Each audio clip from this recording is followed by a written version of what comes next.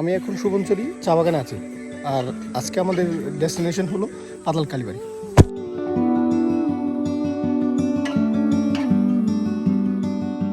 আপনারা যদি আমাদের মতো হাইকিং করে পাতাল কালীবাড়ি আসতে চান, তাদেরকে অবশ্যই সুবনচরি আসতে হবে, আর মেনলি ওখান থেকে হাইকিংটা শুরু হয়।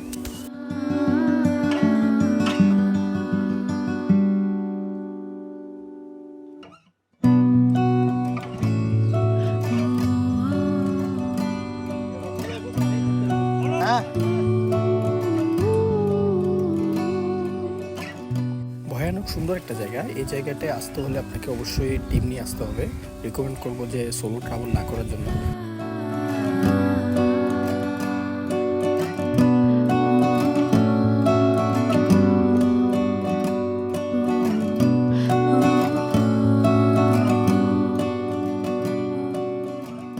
আপনারা যখন পাতাল কালীবাড়ি পৌঁছাবেন তখন দেখতে পাবেন পাশে একটা ঝর্ণা রয়েছে, এবং এখানে রয়েছে বড় বড় কিছু শিবলিঙ্গ আর রয়েছে বড় বড় কিছু পাথর।